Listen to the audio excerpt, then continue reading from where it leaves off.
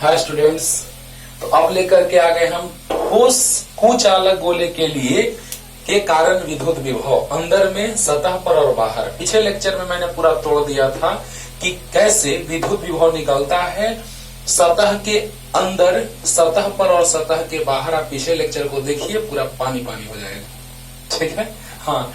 तो हम डिस्कस कर रहे थे 3 के लिए, थोड़ा सा समझिएगा इसको, जिससे आपको ये क्लियर हो जाए कि यहाँ पर सभी जगहों पर आवेश का वितरण होता है। इसका जिक्र हम बहुत बार कर चुके हैं क्लास में, लेकिन आपको पता है कोरोना के प्रभाव के कारण एकाएक हमको डिसीजन लेना पड़ा, है ना, और अभी पढ़ाया जा रहा है घर पर से ही।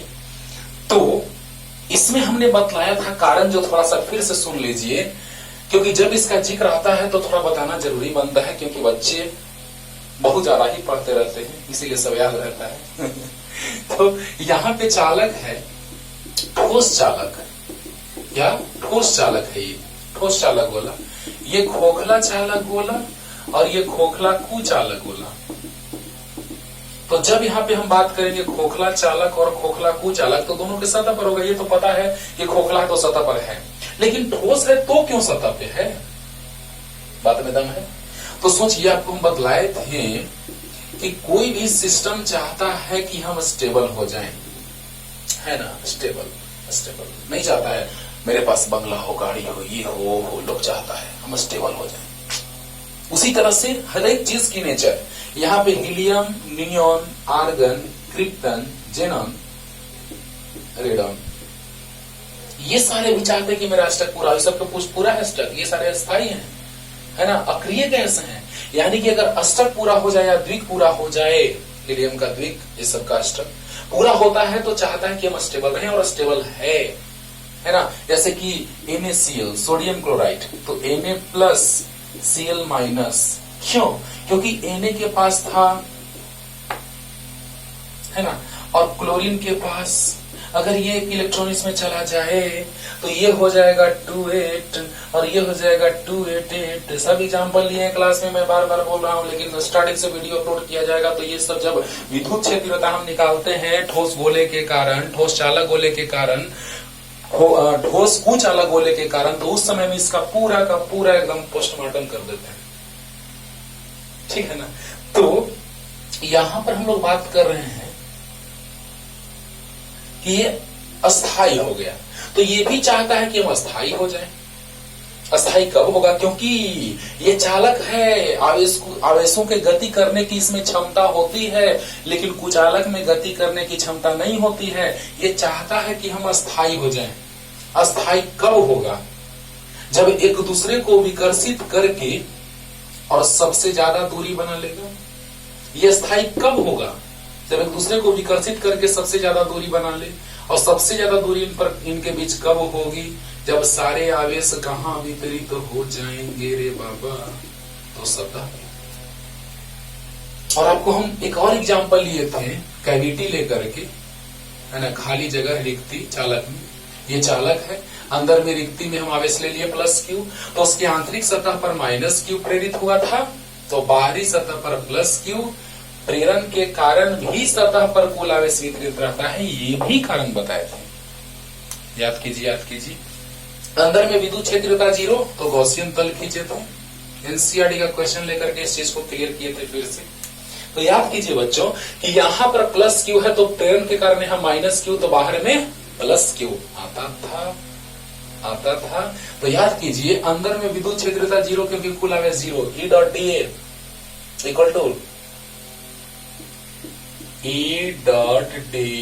इक्वल टू कुल आवेश गॉसियन तल के अंदर बटा एप्सिलॉन नॉट। सिग्मा मतलब कुल आवेश। आवेश सदिश राशि है, इसलिए आवेशों का योगफल बीजगणितीय रूप में होता है। तो बतलाइए कि sigma Q by epsilon not, तो ये क्यू कुल आवेश अंदर में 0, ये है गॉसियन सरफेस। याद आ रहा है, क्लास में बताया हुआ, याद आ रहा होगा। लेकिन जब वीडियो अपलोड करूंगा तो उसी स्टाइल में अच्छे से बतलाया जाएगा। शुरू वाला अभी तो बतला ही रहे, स्टार्टिंग वाला। तो बतलाइए कि sigma Q by epsilon not, यानी कुल आवेश अंदर में 0 बटा एप्सिलॉन नॉट, यानी विद्युत क्षेत्रता 0 अंदर में। यानी कि कुल आवेश कहाँ, जितना आवेश यहाँ अंदर में दिए, यहाँ पे आवेश नहीं था, यहाँ आवेश प्लस तो प्रेरण के कारण माइनस क्यू, तो बाहर में प्लस क्यू, यानी कि कुल आवेश लग रहा है कि सतह पर है। क्लियर हो गया होगा? क्लियर? तो आइए, लेकिन इसमें गति करने की कैपेबिलिटी नहीं, कुचालक है तो बेचारा को जहां है वहीं रहेगा, बेचारा नहीं जाएगा। क्लियर? तो अब हम आते हैं उस पे, इसका जिक्र करना है, लेकिन सोचेंगे आप कि सर इसमें सतह पर इसमें सब जगह क्यों ऐसा, तो मैंने बतलाया है ना, और भी डिटेल में बतलाया गया था वहां। जब स्टार्ट करूंगा, जब वहां पे ये सच में जहां पे टॉपिक ये पढ़ना होगा वहां पे देखिएगा क्या क्या बोलते हैं। ओके, हाँ, तो देखा जाए, जल्दी से इसको मिटाते हैं। स्टेबिलिटी है ना, तो इसका कारण ये और इसका कारण, अब इसी पे आ रहे हैं, इसलिए सोचेंगे आप सर यहाँ पर सब जगह नहीं, यहाँ पर सब जगह क्यों, बतला दी, बतला चुके हैं और बतला दिए। तो देखा जाए, जल्दी लिख लिया जाए हिंट में से।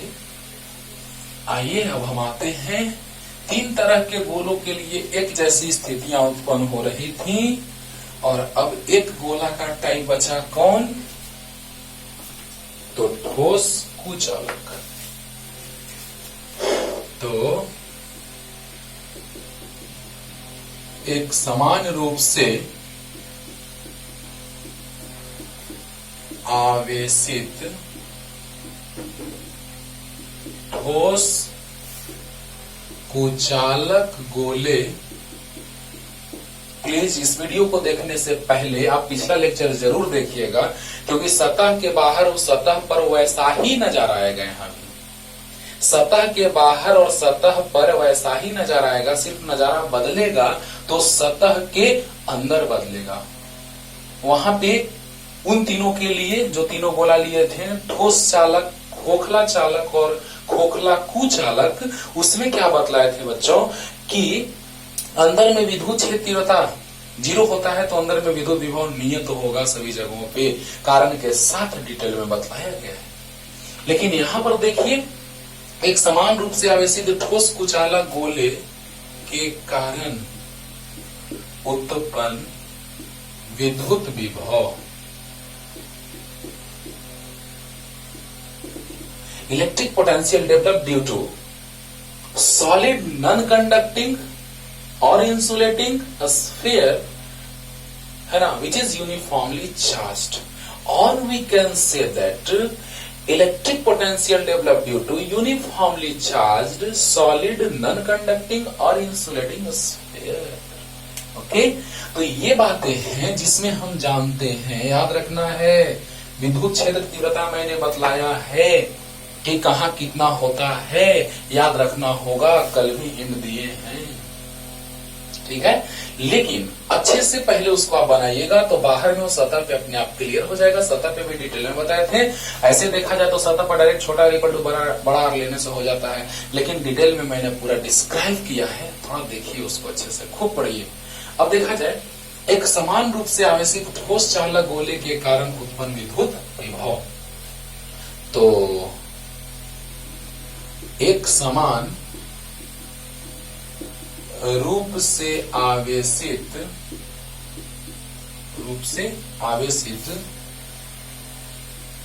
ठोस कुचालक गोले के कारण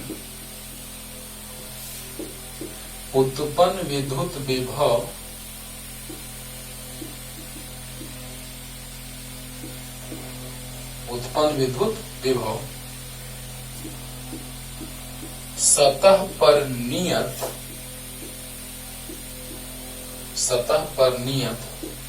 तथा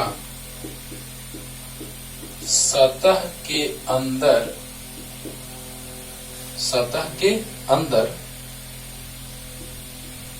तथा बाहर परिवर्तित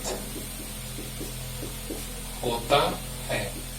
माइंड इट, केंद्र पर विद्युत विभव महत्तम होता है, अंदर बाहर परिवर्तित हो रहा है, लेकिन ये मत सोचिएगा अंदर परिवर्तित हो रहा है पैराबोला के रूप में, परवलयीय, है ना, और बाहर में जब बात आ रहा है तो हाइपरबोला के फॉर्म में परिवर्तित हो रहा है। तो ये नहीं सोचना है जब हम उन तीनों गोलों का बात करते थे तो अंदर में केंद्र से सतह तक नियत या महत्तम कहिए, वही ना महत्तम हो गया और फिर घटने लगा सतह के बाहर ऐसा। लेकिन इसमें सतह के बाहर ऐसा आएगा, लेकिन अंदर में प्रकृति ऐसा नहीं आएगा, वो परवलयीय आएगा, जिसका ग्राफ लास्ट में क्लियर करेंगे। ऐसा आएगा, ऐसा। ये परवलयीय है यहां तक और ये हाइपरबोला। क्लियर? हाँ, तो कैसे आएगा? अभी तो क्लियर ये ग्राफ नहीं हुआ होगा, लाएंगे तो पता चलेगा कि कैसे क्लियर होगा। तो देखिएगा, एक समान रूप से ऐसी ठोस कुचालक गोले के कारण उत्पन्न विद्युत विभव सतह पर नियत तथा सतह के अंदर तथा सतह के बाहर तथा बाहर परिवर्तित होता है। केंद्र पर विद्युत विभव महत्तम होता है, केंद्र पर महत्तम होता है, ग्राफ से पता चल रहा है। लेकिन कैसे कहेंगे? नहीं ऐसे डिटेल में समझाएंगे तब कहेंगे ना। हाँ, तो देखिए बच्चों, परिवर्तित होता है सतह के अंदर और सतह के बाहर, लेकिन एक जैसा नहीं। अंदर में परवलयीय पैराबोला के जैसा और बाहर में हाइपरबोला के जैसा। क्लियर? कैसे? तो आते हैं, पहले थ्योरी लिख लीजिए जल्दी से, जल्दी। बाहर और सतह पर तो क्लियर हो गया होगा कल, जल्दी। बाहर और सतह पे मैंने कल क्लियर कर दिया था और आज बेसिकली मेरा मेन फोकस रहेगा सतह के अंदर पे। तो केस वन, जब बिंदु ए सतह के बाहर स्थित हो, इस स्थिति में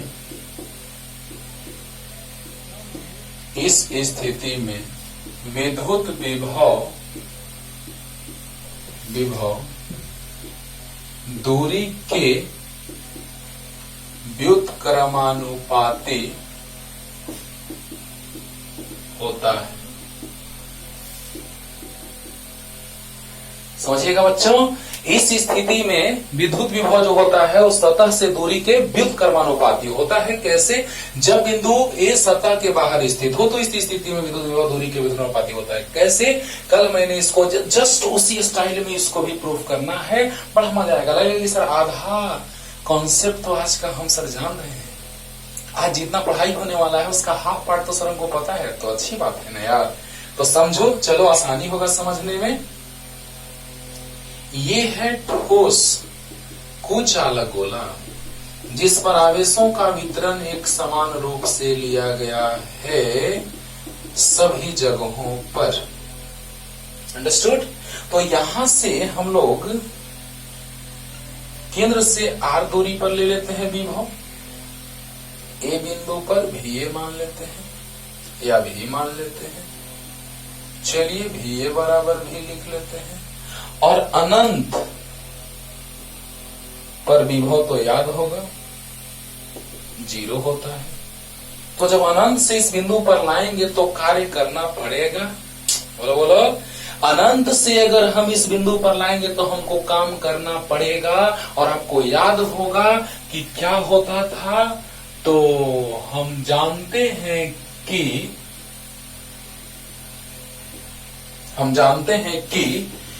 याद कीजिए dv बराबर minus E D are, dv बराबर माइनस ई डी आर। तो बतलाइए बच्चों, dv यानी अंतिम विभव माइनस प्रारंभिक विभव। तो बताइए क्या? हाँ, बाहर में याद कीजिए, बाहर में विद्युत क्षेत्र तीव्रता होता था r दूरी पर kq बाई आर स्क्वायर, जहां पे इस पर आवेश है q। इस पर आवेश कुल कितना है बच्चों? Q। कितना? Q यानी कुल आवेश अगर Q है तो उसके केंद्र से r दूरी पर विद्युत क्षेत्र तीव्रता होता था kq बाई आर स्क्वायर। याद कीजिए। और हम समझाए थे कि बिंदुवत आवेश के जैसा व्यवहार करता है, क्योंकि ऐसा फॉर्मूला एक बिंदुवत आवेश के कारण भी आता था।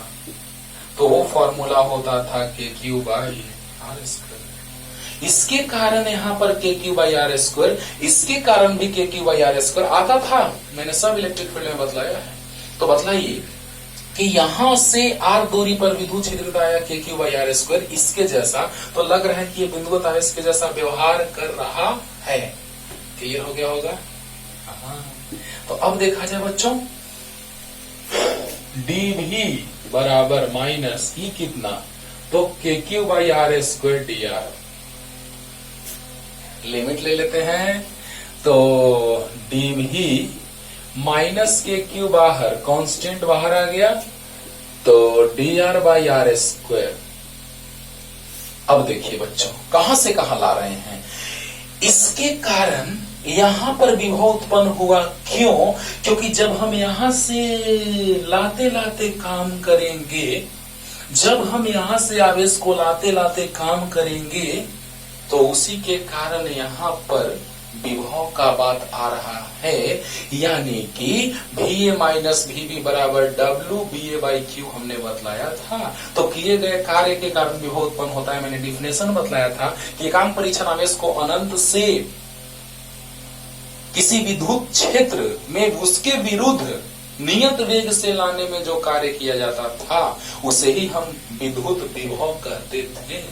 और दो बिंदुओं के बीच विभव में अंतर को विभवांतर या एक बिंदु से दूसरे बिंदु तक ले जाने में जो कार्य किया जाता था एकांक परीक्षण धनात्मक आवेश को, उसे ही हम विभवांतर कहते थे। मतलब अनंत से लाते थे तो विभव, क्योंकि अनंत पर विभव जीरो, याद कीजिए, अनंत पर विभव जीरो, तो जो विभवांतर होता था वही विभव के बराबर, क्योंकि इसका विभव माइनस अनंत का विभव, तो विभवांतर विभव के बराबर। ये सब हम बतला चुके हैं इंट्रोडक्शन क्लास में। क्लियर? क्लियर? तो अब देखा जाए कहां से ला रहे हैं, अनंत से ला रहे हैं बिंदु पर, तो अनंत स्थिति, तो अनंत पर विभव जीरो। देखा जाए, इसके केंद्र से इसकी दूरी अनंत है और अनंत पर विभव जीरो है, और इसके केंद्र से इसकी स्थिति आर है, तो इस बिंदु पर विभव भी है, भी मतलब भी मान लिए। क्लियर हो गया होगा? कल हम ये चीज समझाए हैं डिटेल में बच्चों, इसीलिए ध्यान से सुनिए कि जैसे ही इसके कारण हम लोग बात करेंगे इस बिंदु पर विभव का, तो अनंत से जब हम इसको लाएंगे तो हमको काम करना पड़ेगा, जिसके कारण यहाँ पर विभवांतर का बात आएगा। लेकिन विभवांतर विभव के बराबर क्यों होगा? क्योंकि यहाँ पर विभव है लेकिन वहां पर विभव अनंत पर जीरो है। सिंपल सा फॉर्मूला, डीवी बराबर माइनस ई डी आर, बहुत बार बताए हैं, E equal to minus D V by D R. देखो ना इसका भी कितना यूज होगा। तो यहां पर ई बराबर minus D by D are आया, तो माइनस इधर आया डी आर, यानी ई डी आर, यानी डीवी बराबर माइनस ई डी आर आया। तो कहने का मतलब बच्चों कि यहां से आ गया माइनस के क्यू बाहर, डीवी आ गया, डीवी माइनस के क्यू बाहर, D R by R square. अब देखिए, इसको ऊपर ले जा सकते हैं, ले जा सकते हैं। और अनंत स्थिति थी, यहां से अनंत दूरी, तो विभव जीरो था अनंत पर। और जब स्थिति यहां से आर, तो विभव भी। क्लियर हो गया होगा? हो गया? अच्छा, क्योंकि विद्युत क्षेत्रता का मान रख दिए इतना के क्यू बाई आर स्क्वायर, क्योंकि केंद्र से आर दूरी पर विभव के क्यू, विद्युत क्षेत्रता के क्यू बाई आर स्क्वायर। तो बताइए डीवी का समाकलन भी माइनस के क्यू, इसको लिख सकते हैं आर का power minus two D R, अनंत से लेके आर तक, upper limit minus lower limit के क्यू, पावर में एक जुटेगा, उसी से भाग होगा। गजब, गजब नहीं हुआ? ये सब चीज हम कल बतलाए हैं, जस्ट हूबहू। यही लाइन सुन लो मेरा बात ध्यान से, कि जिस प्रकार तीनों गोलों के कारण हम लोग विद्युत क्षेत्रता निकालते थे बाहर में, और ठोस कुचालक गोला के कारण भी बाहर में तो बराबर आता था, ठीक उसी के जैसा जिस प्रकार विभव आया है तीनों गोलों के लिए, उसी तरह से इसके लिए भी बाहर में वही एक्सप्रेशन आएगा। बात मेरा ध्यान से सुनना। तो अब इसको सोल्व कर रहे हैं, जल्दी से इसको लिखिए इधर। जल्दी अब अनंत, अब डायरेक्ट सतह वाला कर देंगे आर बराबर आर, क्योंकि कल डिटेल में बतलाए हैं, डिटेल में कल बतलाए हैं। सतह वाला डायरेक्ट छोटा आर बराबर बड़ा रख देंगे, बस काम हो जाएगा, क्योंकि गोले की त्रिज्या कितनी है, आर है। जल्दी हो गया।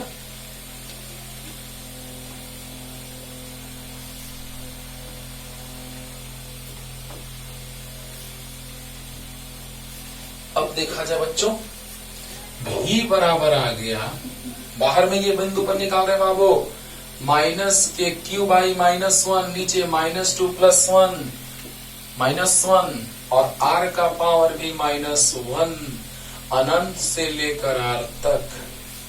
तो v बराबर माइनस माइनस प्लस के क्यू 1/r अनंत से लेके r तक। क्लियर हो रहा होगा। Minus K Q by -1, r का पावर -1 अनंत से लेके r तक। बहुत बढ़िया। v -0 मतलब v आ गया, तो v बराबर आ गया के क्यू, पहले अपर लिमिट, बहुत बढ़िया, माइनस लोअर लिमिट, तो 1/r -1 अनंत,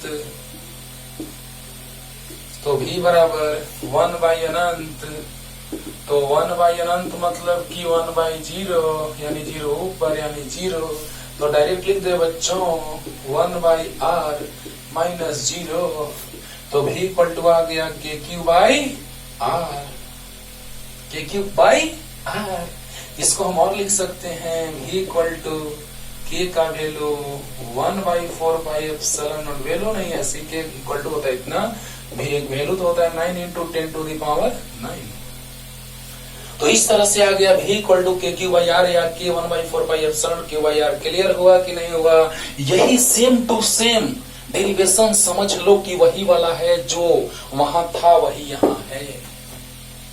जो डेरिवेशन वहां था तीनों गोलों के लिए, वही बाहर के लिए यहाँ सेम आएगा। और अब हमको लिखने में कोई थोड़ा सा भी दिक्कत नहीं लगेगा कि केस नंबर 2 में सतह पर विभव नियत होता है ना। सतह पर डायरेक्ट विभव क्या होता है, नियत, r बराबर r, small r equal to capital R, यानी कि आ गया v equal to K Q by small r के जगह पे कैपिटल R लिख देंगे। गजब गजब आ गया। यानी कि मेरा यही कहना है बच्चों कि चाहे तो सतह के बाहर ले लो या सतह पर ले लो, वही एक्सप्रेशन आएगा जो आया था। सतह पर इतना ही ना आया था उन तीनों गोलों के लिए, ठोस चालक, खोखला चालक, खोखला कुचालक के लिए इतना ही ना आया था, याद करो। और सतह के बाहर इतना ही ना आया था, तो वही आएगा किसके लिए भी, खोखला ठोस कुचालक के लिए भी वही आने जा रहा है बाहर में, और सतह पर आने जा रहा है नहीं, आ चुका है।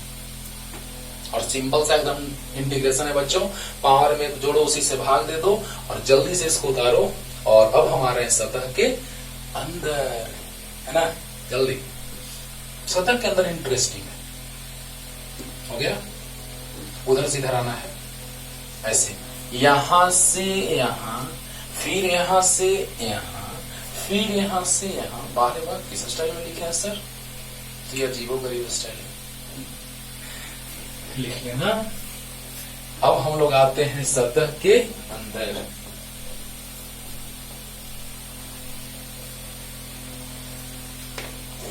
ये ज्यादा इंपॉर्टेंट है दोस्तों, ये कंप्लीटली अलग कॉन्सेप्ट है, इसलिए इसको अलग कर दिए। तो आइए सतह के अंदर ज्यादा इंटरेस्टिंग, चलिए थोड़ा बड़ा गोला बना के समझा रहे हैं, फीलिंग आएगा।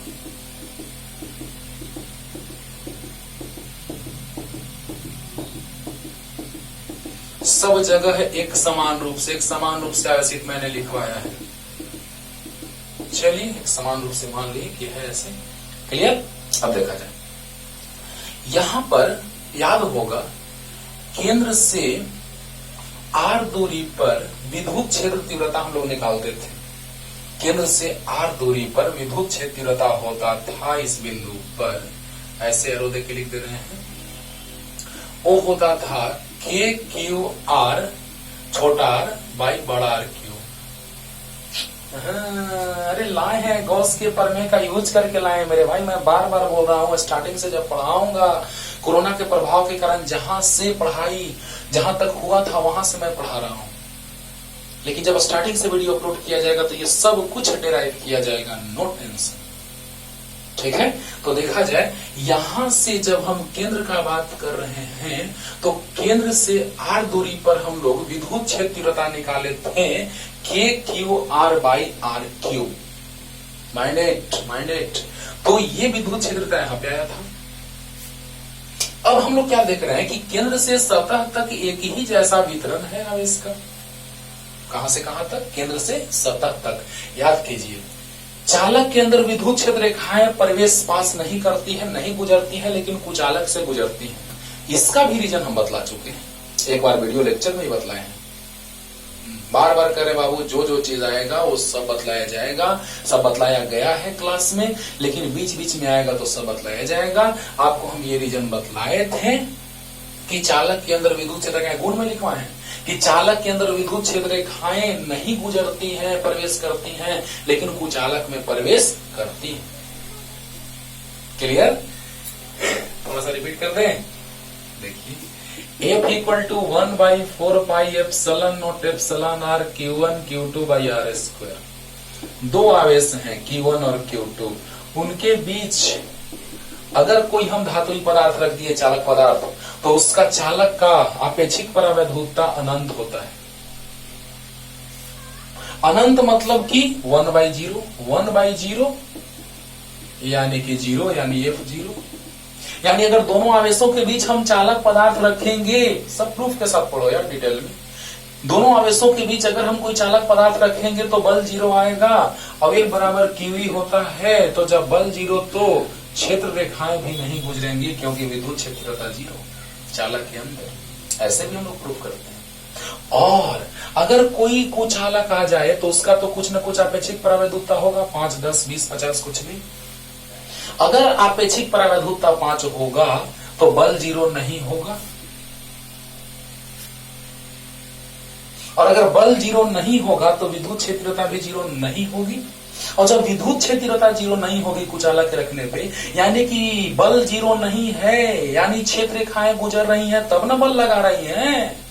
अरे रे वारे वाह, अगर यहाँ पे अनंत था तो 0 आ जा रहा था, बल 0 यानी कि बल नहीं लग रहा है, यानी क्षेत्र रेखाएं नहीं गुजर रही हैं। लेकिन अगर यहाँ पे कुचालक आ गया, उसका कुछ न कुछ आपेक्षिक परावैद्युतता होता है, तो अगर ये होता है तो बल 0 नहीं, और बल 0 नहीं है यानी बल लग रहा है।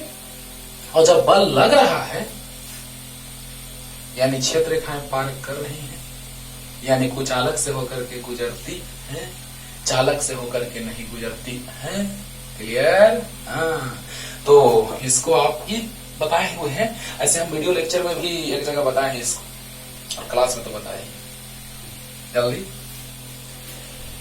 तो देखा जाए ध्यान से, आपको याद होगा कि प्लस से क्षेत्र रेखाएं उत्पन्न होती हैं, बहुत अच्छी बात। कुचालक में प्रवेश करती हैं, ये भी बहुत अच्छी बात।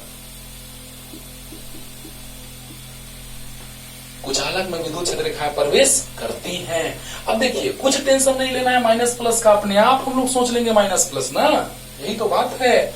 प्लस माइनस का टेंशन नहीं लेने का, प्लस माइनस हम लोग सोचेंगे। ओके, अब देखिए, विद्युत क्षेत्र की दिशा में विभव घटता जाता है, तो खूब से खूब हम सोचेंगे तो केंद्र से लेकर के सतह तक, क्योंकि सतह तक एक जैसा सिचुएशन है कि नहीं, केंद्र से सतह तक एक जैसा सिचुएशन है कि नहीं, है। अब बताइए बच्चों, अंदर में हमको किसी भी बिंदु का विभव तो नहीं अभी पता है, लेकिन सतह का पता है। यहां पर विभव मान लेते हैं भी, ए बिंदु का भी ए बराबर भी, ए बिंदु का विभव भी ए बराबर भी, और इसको बी मान लेते हैं, और बी बिंदु का विभव तो हम लोग को पता है, अभी तुरंत सोल्व किए हैं, सतह पर KQ/R। देखिए कैसे सोचा जाता है बच्चों, ध्यान से, कंफ्यूज नहीं होना है, ध्यान से सुनना है चुपचाप। कि हम जानते हैं कि विद्युत क्षेत्र रेखाएं प्लस से दूर जाती हैं और कुचालक में प्रवेश भी करती हैं।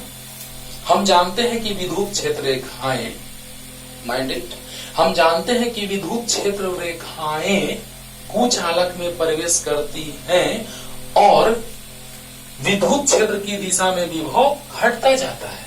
अरे वाह, यानी कि ये जो होगा वो बड़ा होगा भी। बोलिए, चिन्ह के लिए टेंशन नहीं लेना है, सोचो और चिन्ह अपने आप आ जाएगा ना। एक तो बात है, सोचना है।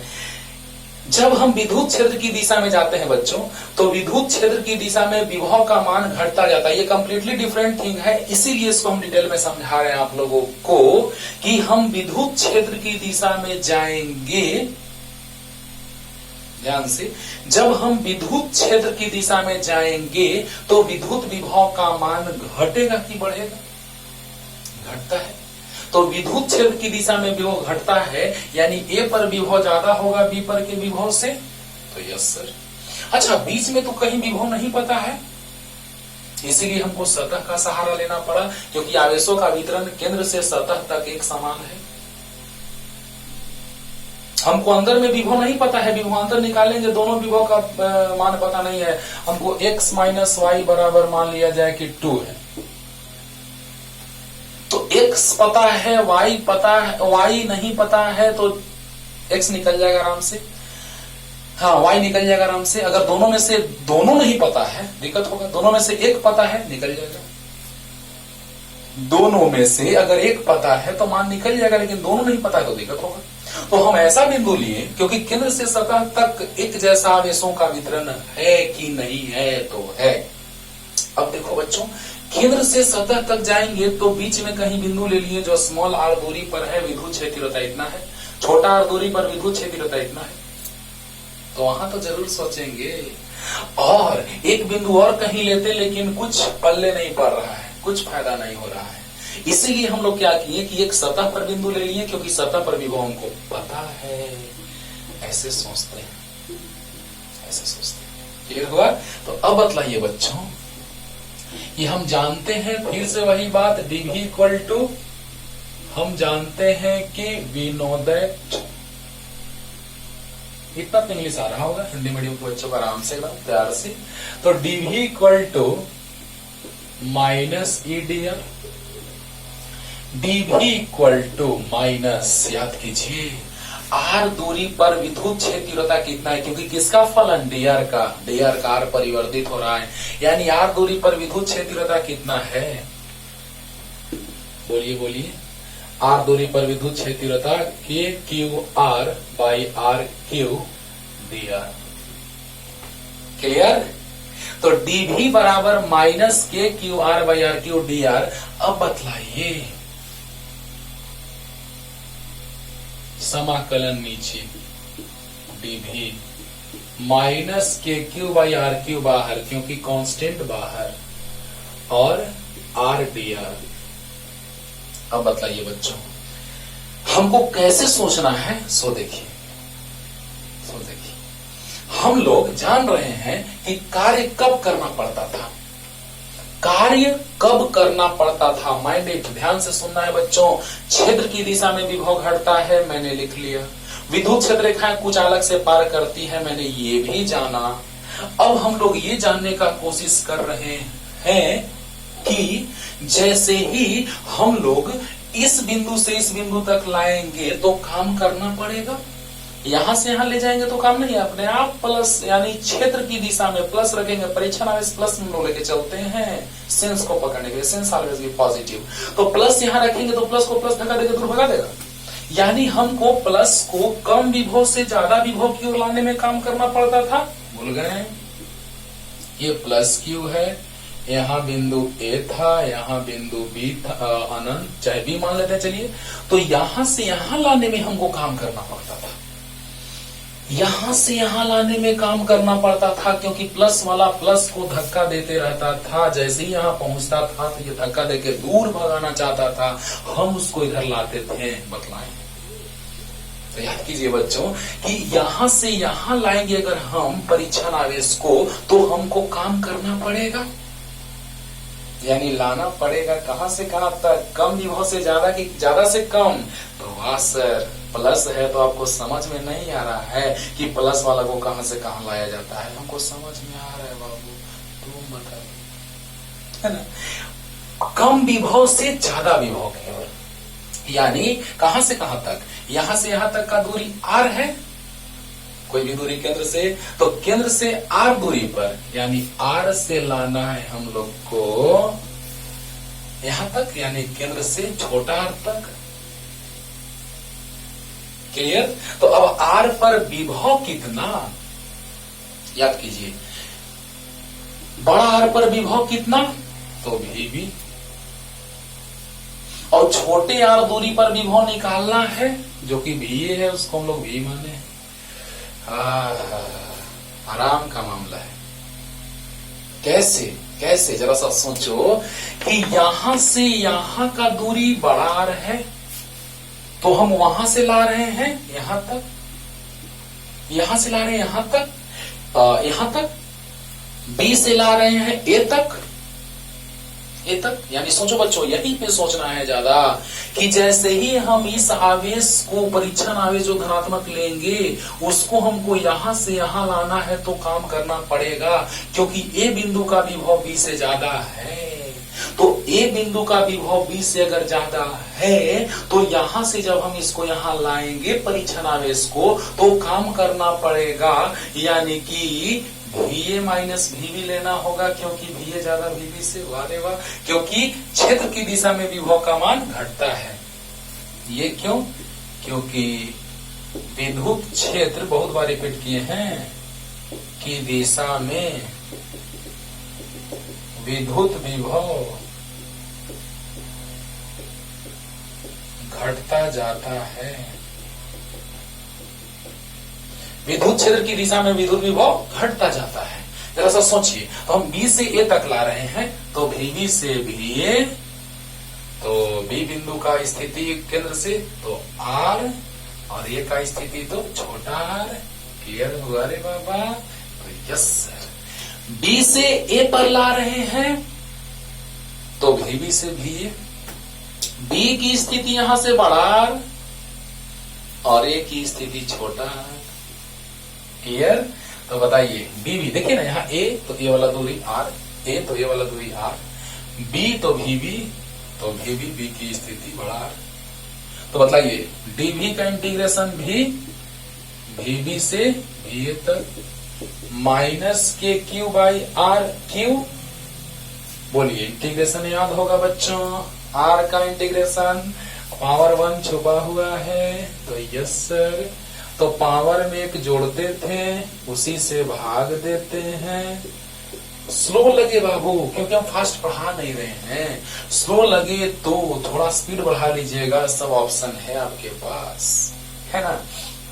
अपर limit minus lower limit, minus KQ by 2 हो जाएगा नीचे, 2R क्यू, R का पावर 2, R से लेके R तक। एकदम क्लियर समझ में आया होगा। बस dV इक्वल टू E रख दिए, वही जो वेरिएबल पे है R दूरी पे, क्योंकि विद्युत क्षेत्रता का मान केंद्र से दूरी बढ़ने पर विद्युत क्षेत्रता का मान बढ़ता है और क्षेत्र की दिशा में विभव का मान घटता है।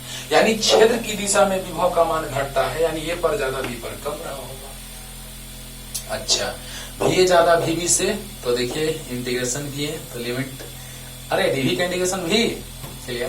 तो E का वैल्यू रख दिए, इंटीग्रेशन किए, minus KQ by R Q बाहर आ गया, R dr, R का पावर 1, पावर में 1 जोड़ दिए, उसी से भाग दे दिए। DV का इंटीग्रेशन भी अपर माइनस लोअर, और minus KQ by 1 to 2R Q, R square lower से अपर लिमिट। जल्दी फास्ट, एकदम क्लियर हो गया होगा मेरे भाई, क्या बात करते हो, जल्दी।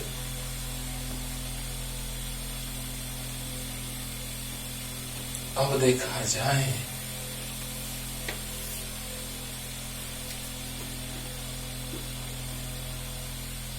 VA भी था और VB, VB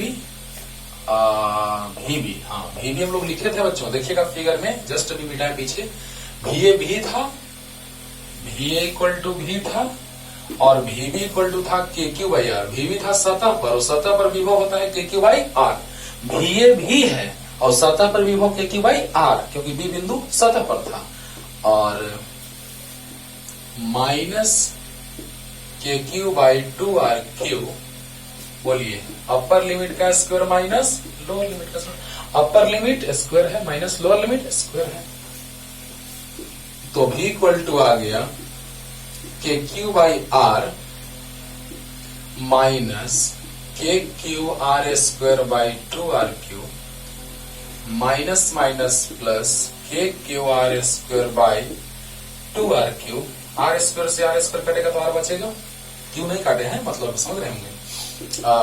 पावर 2 कटा तो 1 बचा, यानी कि ये KQ बाई 2 और KQ बाई 2R और KQ बाई R, यानी 3 KQ बाई R लीजिए, KQ बाई R प्लस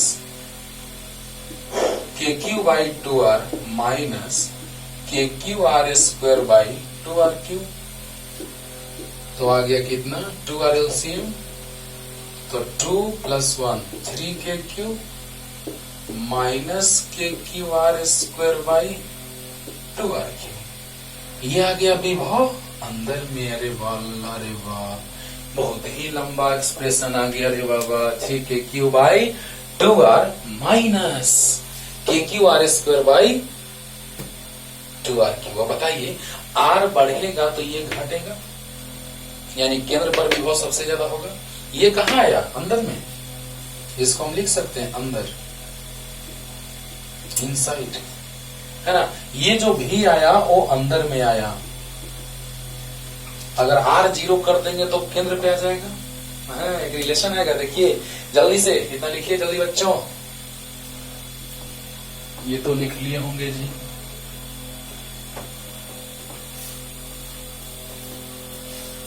अब देखा जाए, ये आ गया अंदर में इतना, और केंद्र पर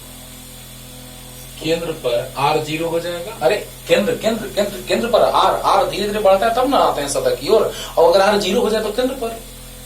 तो बताइए V सेंटर कितना हो जाएगा? केंद्र पर लिख देते हैं, लीजिए V केंद्र पर बराबर कितना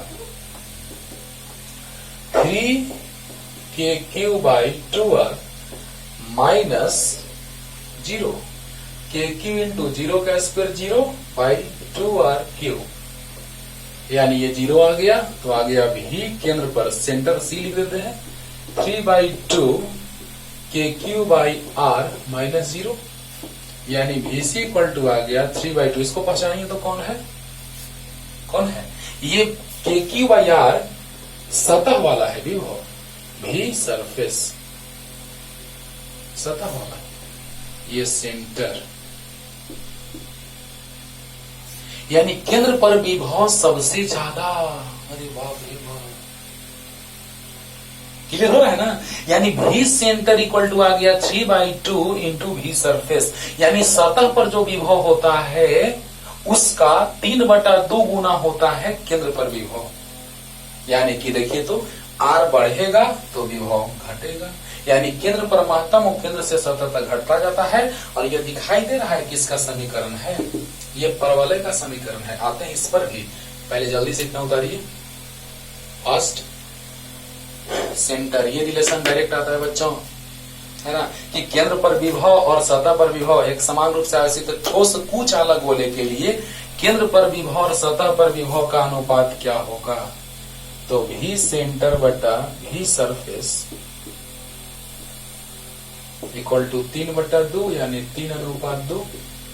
अगर सतह और केंद्र पूछेगा तो 2:3।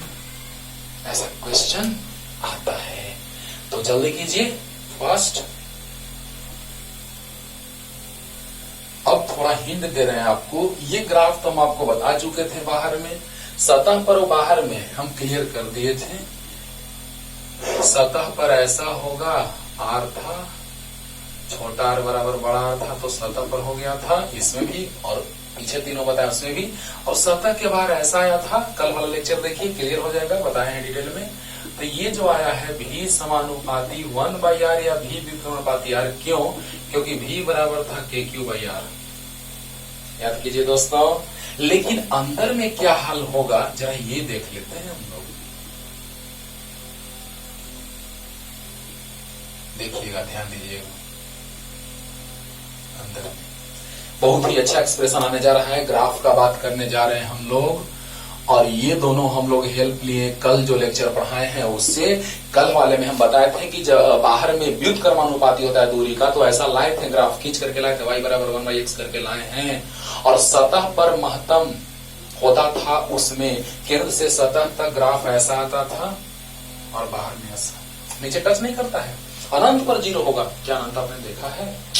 तो बताइए कि यहाँ केंद्र से सतह तक नियत होता था, बाहर में परिवर्तित, यानी सतह पर भी यही आता था। ये सतह पर v = kq/r और बाहर में दूरी के व्युत्क्रमानुपाती, यानी ये ग्राफ होता था। केंद्र से सतह तक यही आता था और बाहर में दूरी के व्युत्क्रमानुपाती होता था। लेकिन इसमें क्या होगा, सोचने वाली बात है। देखिएगा, क्लियर करने जा रहे हैं बच्चों।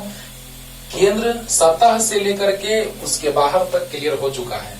अब हम लोग देखते हैं अंदर में, केंद्र से लेकर सतह तक। ये बात हो चुका है जो कल हम समझा चुके हैं, केंद्र सतह से लेकर के बाहर तक समझा चुके हैं। अब हम थोड़ा देख लेते हैं कि केंद्र से सतह तक, तो ये भी है, ये आर है, ये है हाइपरबोलिक, हाइपरबोला है ना, और ये पैराबोला है, परवल है। तो कैसे, आइए केंद्र पर पहले लेते हैं। तो केंद्र पर निकाल चुके हैं।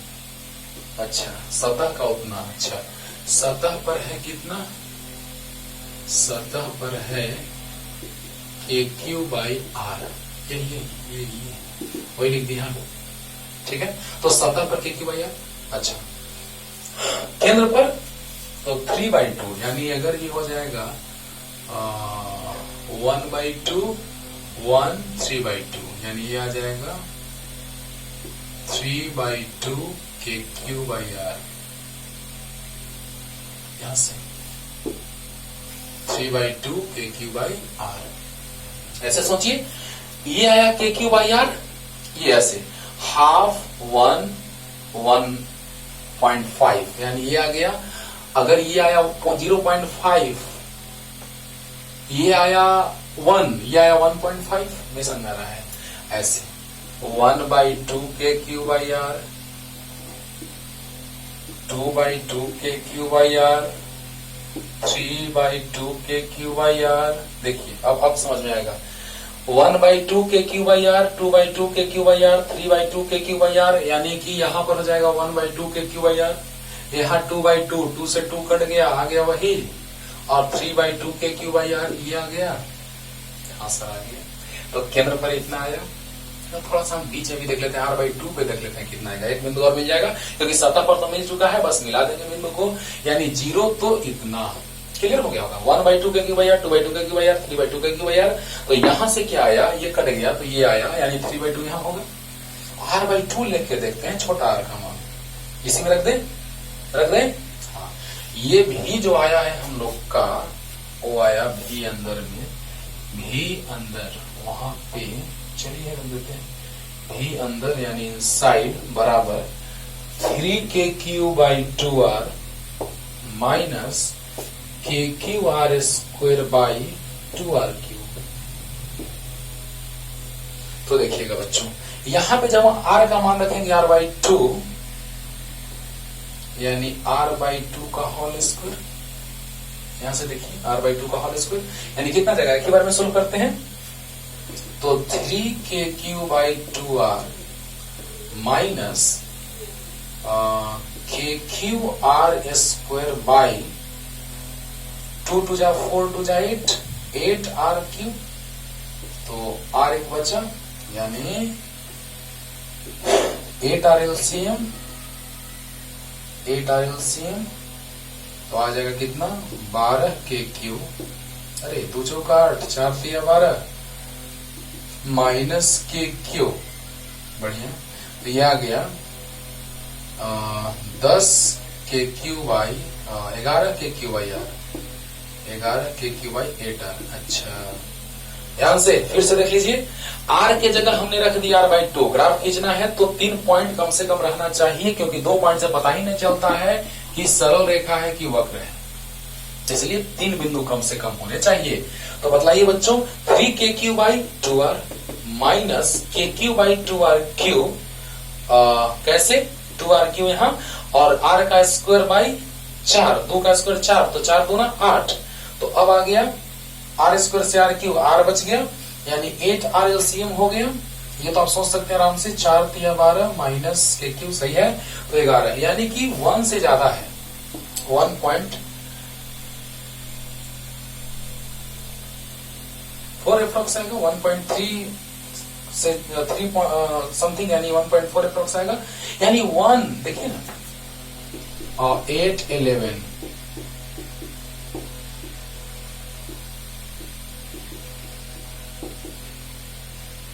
कितना आएगा, यानी 1.375। यानी कहने का मतलब कि kq/r ये क्या कह रहा है कि 1 से ज्यादा है लेकिन 1.5 से कम है। देखिए ये इसका मतलब 1.5 और इसका मतलब 1, यानी कि 1.375, यानी कुछ ऐसा 1.1 1.2 1.3 1.4 1.5, यानी 1.37, यानी 1.4 के अप्रोक्स, यानी कुछ ऐसा।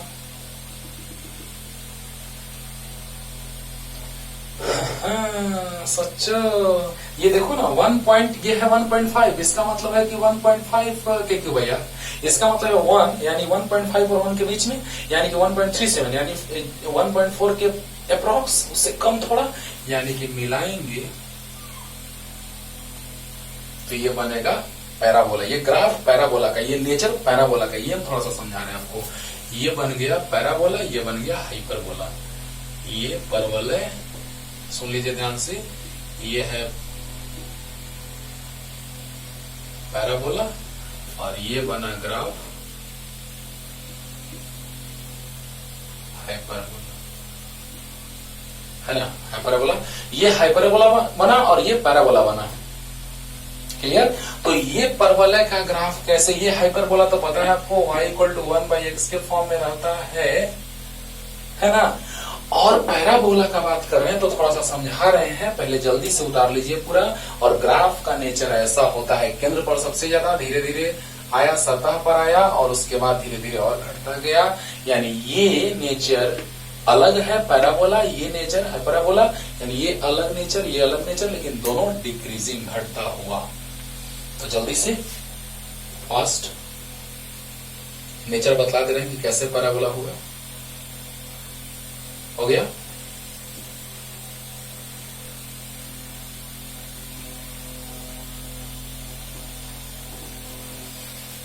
तो देखा जाए बच्चों, ये है आपका, मान लिया जाए y था क्या, ये कांस्टेंट है, ये कांस्टेंट है, कांस्टेंट इंटू आर स्क्वायर, यानी कि मान लिया जाए 5 माइनस 2x²।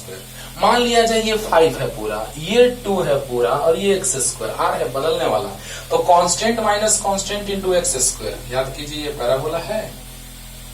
तो यस, ये constant minus 2x², constant minus constant into r²। Okay, तो देखिए, तो इसका ग्राफ अगर आप ड्रॉ करेंगे तो पैराबोला आएगा। आइए थोड़ा सा नजारा दिखा रहे हैं। x का वैल्यू 0 तो y का वैल्यू 5, अच्छी बात है। x का वैल्यू 1 तो 3, 1 तो y 3, 1 2 3 4 5। x का वैल्यू 1 तो y 3, x का वैल्यू -1 तो -1 का स्क्वायर प्लस, यानी 5 - 2 3, यानी कि -1 पर भी 3। x का वैल्यू 2 तो y 1, देखिए 2 का स्क्वायर 4, अरे 2 जो 4 2 6, 2 2 4 2 6, यानी -1, यानी कि 2 पे -1 और -2 पर भी -1 हो जाएगा। मिलाइए तो बच्चों, पहचानते हैं इसको, है पैराबोला। तो यस, ये कॉन्सेप्ट हुआ कंप्लीट।